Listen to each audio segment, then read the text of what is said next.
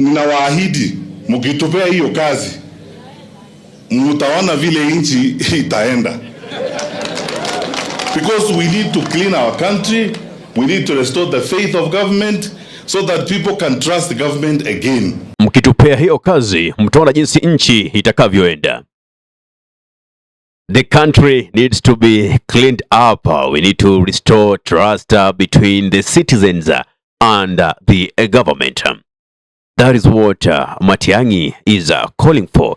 But we are not forgetting that Matiang, you've been tried and tested as the CS for education, excellent performance, but as the CS for interior, dismal performance, because there were killings, there were deaths in your jurisdiction, which up to date, those families of the deceased have never gotten justice to the day that we are talking. So how else are we going to believe you? And let's revisit and get to ask ourselves, why is mwananchi lacking trust on governments? Because we have a president, or we've been having presidents who keep giving us promises that they don't deliver. We have presidents who have become perennial liars, pathological liars, and they have no respect for human dignity. And speaking about human dignity, the Speaker for the National Assembly, that is Moses Masika Wetangula, now calls the DCI, the Directorate of Criminal Investigation, to do speedy investigations on the death of the Kasipul MP, Charles Ongondo Were.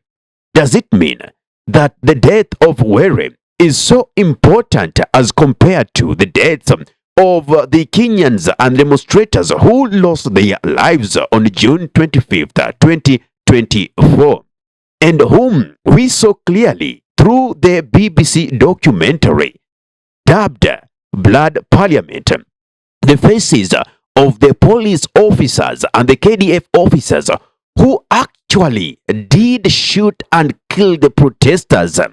Up to date, there hasn't been a report from the government showing any prosecution of the said persons. Otherwise, what happened? They went ahead and arrested 4 camera persons whom they thought were in collaboration with the BBC towards producing the documentary. Later on, BBC issued a statement and said that the 4 are not their employees and have never been their employees. Later on, they were released. But the question is, instead of getting your boots tight and getting into work, you hang them and telling us on our face, you can go to hell as Kenyans. Really? Is that how you want us as a nation to get faith to this government? No. Agencies of administration of justice, the DCI, the General Police, and all those involved ending with the DPP, to leave no stone unturned until we catch up with those who committed this cowardly act of pumping several bullets in the body of our Member of Parliament. Caleb Amisi is giving a lot of mixed signals as if he's slowly decamping from Orange Democratic Movement Party. Actually, he is saying he was not elected because he is an ODM member, but he was elected because he is Caleb Amisi, and his performance track is the one that has made him to be the member of parliament. Now, he's telling other MPs to stop making noise, literally marketing parties, yet all people want is development.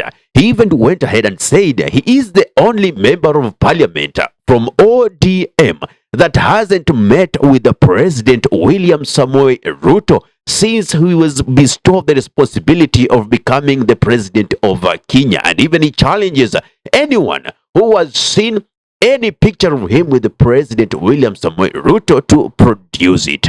What is he trying to say? That is the only one who is not been blemished in the ODM party? Let us focus and listen to him. Republic of Kenya who has never met William Ruto. Mimi peke yangu. Kama nadanganya wanipe picha ama video. And I have a reason. Wajua siasa ni lazima siasa iende na maendeleo. Hata naona wenzangu wako hapa ODM. I'm also an ODM member of parliament. The only one in Trans Nzoia. Mimi si kupata kura kwa sababu mimi ni ODM. Nilipata kura kwa sababu ya Caleb Amisi. Chama ilikuwa tu barabara. So msitangazie watu vyama na bila maendeleo. Vyama mingi, vyama tu, vyama. Nani atakula chama bwana? Mimi ni ODM Trans Nzoia, umesikia nikitaja ODM kila mahali naenda. Lakini I'm elected twice. Hii mambo ya vyama ndio zinawasumbua. Tuko hadi na KANU, hata nashangaa kuna KANU hapa. Vyama mingi. Now, the video I'm about to show is either a Tower of Babel that will come crumbling down and give William Samoei Ruto early victory on a silver platter come the year 2027, or will be a replica of the 2002 Rainbow Movement that saw Kibaki take power from the long-ruling president Daniel Toroitich Arap Moi. But in politics, there are two things that we really need to focus on as you keep watching this clip. One, we have a simple organized minority, and we also have a simple disorganized majority. Therefore, we have these leaders who have now been camping at Wamunyoro's home, that is the former deputy president Rigathi Gachagua's home. We can see there Kalonzo Musyoka, we can see there Fred Matiang, Martha Karua, Rigathi Gachagua himself, and a conglomerate of so many leaders. But remember, none of them seems to be ready to support one of them to become the president. All of them, trust me, will be driven by greed of wanting they themselves to be on the ballot. Now, what does this mean? They will have considerable support from their people, which, if all these numbers combined, will be more electorates votes than those who will be voting Ruto. But remember, they will be divided. Then we have a simple minority from the Rift Valley who will be supporting William Samoei Ruto, which might end up delivering presidency on a second term to him. I'm not saying that either of them are good. These are still old guards. Any member of this team in Wamunyoro gets to president or ascends to presidency, or William Ruto ascends to presidency, Kenya will remain the same. What I mean is this. We need to get rid of the old guard.